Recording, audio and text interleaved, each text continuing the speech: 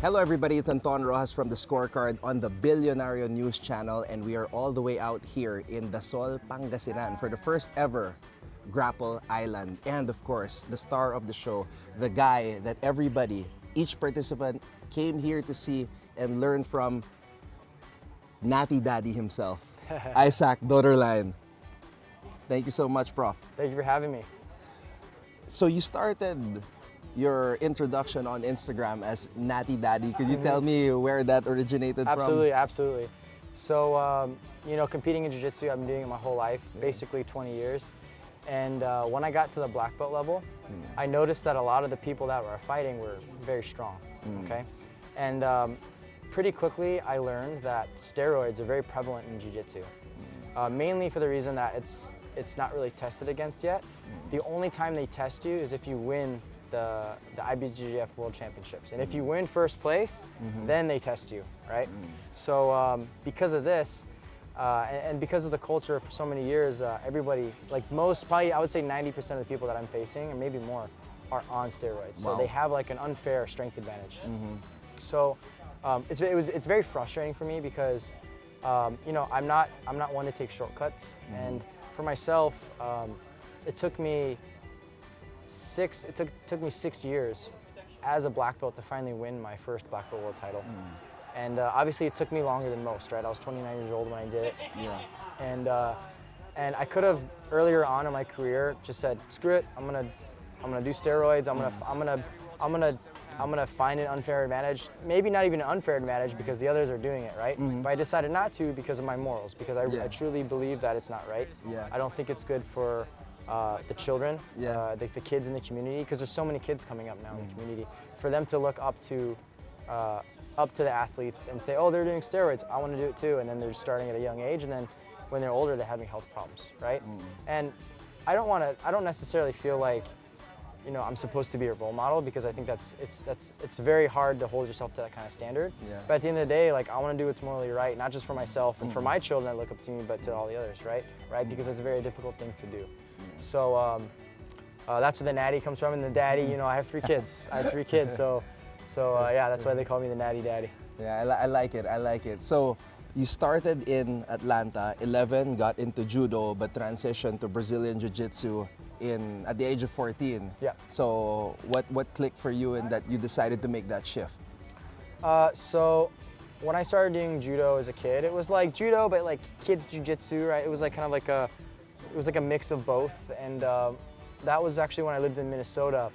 And when I moved to Arizona, which is where I spent my years studying in high school, I got exposed to more of like that higher level West Coast jiu-jitsu in California, where people were competing more in the IBJJF, right? And so that's when I started getting exposed to really like modern jiu-jitsu, seeing athletes like Cobrinha and Bruno Ferzato and Michael Lange. These people at that time were like winning the world championships, and their jiu-jitsu was like really, really high level. So that's when I got exposed to that scene. And I was literally like in high school, I basically cheated my way through high school. Not because like I wanted to, but because the way that the school system works, I don't know how it is here in the Philippines, but in the US, it's structured in a way it's not for everybody, right? So like, for example, like I'm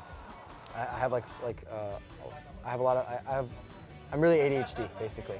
And when I was younger, I was put in actually special education, because I had a harder time learning from the other kids. I had a harder time learning the same way as the other kids, right? So growing up, I actually believed that I was like kind of dumb. So because of this, it taught me how to like learn and excel in jiu-jitsu. But also this made my academic career very, very poor, because like I couldn't learn the way the other kids did. So because of this, all my friends went to college, and I said, man, like the only option I have is to do jiu-jitsu. So I loved it, but I also did it because I had no other choice. So I just decided to put all my eggs in one basket. I moved to LA when I was 18 years old, and I started training with Cobrinha, and I never looked back. And you have your own gym. Yeah, I'm working on my own gym. Working on your own gym. So it's called Varsity Jiu-Jitsu. It's in Monterey Park, just outside of downtown LA, in California. And we're still in the works right now, right? We're still dealing with some city stuff, permitting and things like that. But hopefully soon in the near future, we're gonna start building, and yeah, we'll have a big, beautiful gym, 7,000 square feet, and where I'll be able to kind of like put my roots and start my own program. Awesome. Isaac, I heard it's your third time here in the Philippines. Yes. How has the experience been so far? Man, I love the Philippines. I feel like every time that I come to the Philippines, it's like my first time doing something, right? And it gets like crazier and crazier every time. Like the first time I came, it was like, you know, trying like sisig or like fried chicken, like the Filipino food, right? So that's like pretty standard, but it was cool, it was fun.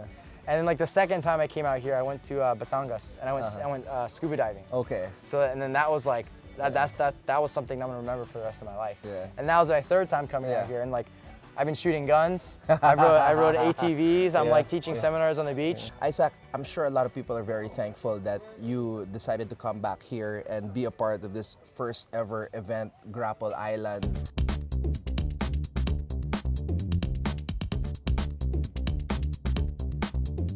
What's it like having to teach a bunch of guys here who, of course, went all the way out here to learn from somebody like you? Absolutely. So what I think was really special about this experience, different from most, is because the people that wanted to learn with me today really wanted to learn with me because they had to come all the way out here, right? So it kind of like, I would say like filtered out the ones that like, oh, maybe I'll do it, to the ones that like really wanted to be here. And the reason why that's so special to me is because if they really want to be here, then they're really going to take something away from the experience, right? So I felt like today, after the seminar, we had like a Q&A portion, and everyone was asking me like questions, and that's actually, people ask me what I enjoy about seminars, and my favorite part is actually the Q&A portion, because that's when I can really help you, okay? Like I can give you a lot of good techniques, and for most people, they can like absorb it and then like write it down, and in the future it'll help them. But if someone comes to me with a question, they're already seeking the answer because they're facing the problem. So the fact that like I can immediately give them the answer to their problem, they're gonna be able to apply it right away because they've been seeking the answer for a while and they couldn't find it. So, exciting news. I heard the UFC came up with this first ever reality show for Brazilian Jiu-Jitsu, and looking at the article that I saw, your name was on the list of lightweights. Could you tell us a little bit about that? Yeah, so we actually finished filming last week. It was a pretty crazy experience because they took our phones away. So for an entire week, we're just like, you know, we're in the mix with all these other guys, with the competitors and with the coaches. And it was a really good experience. Like I was able to bond with my team. I feel like we created like a good bond, and I can't give too many details, obviously, until the show drops. But it was my first time ever competing no-gi as a professional. Yeah. And man, I had a great time. So you just said that you are still in the prime of your career, and I heard also that you are kind of in the crossroads, whereas you're trying to raise your children and at the same time still having that desire to become a world champion. Absolutely. So how is that juggling the responsibilities as a father, family man, and of course your love for the sport? It's a lot, obviously. You know, having 3 children, right? It requires a lot of your attention, but I really believe at the end of the day that if you are able to organize your time correctly, you can make the most of it, right? So I truly believe that because I have my children, because I have my wife and like our family, it makes me maximize the time that I have when it's time to grind, right? So I get X amount of hours per day, right? I don't have as many hours as I used to. We're making each other better, and I truly believe that because of the situation that I'm in, it's making me better. And yeah, I believe that I'm in my prime, and I'm 32. I feel great. I'm as technical as I've ever been. I have good people around me, and I feel like I at least have like 2-3 really good years left to maximize in my career, and then after that, really focus on what's beyond. The founder of Grapple Island, Luis Angalang, says that one of the goals of this type of event and opportunity to get wisdom from you is to build a community, because it's very small, and in the competitions people see each other all the time, and it's not always about trying to prove that you're better than the other guy, but rather a brotherhood. So it reflects what you just shared to me early on. How big of a deal is it that in this part of the world we have that type of culture? I think it's really, it shows the maturity, right, of how Jiu-Jitsu is growing over here. I think it's really special because I feel like in the beginning stage, it seems like everywhere, like organically, when Jiu-Jitsu just just first comes to a new area, it seems a little more like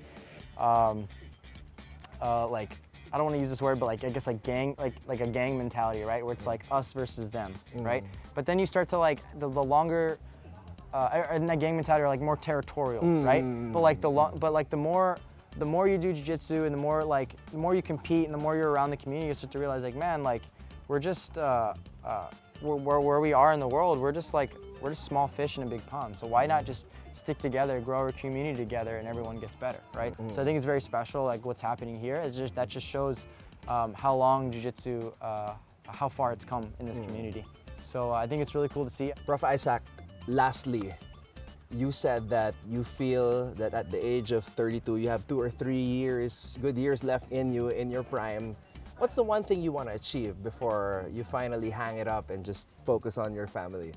I want to win the UFC title, the lightweight UFC title.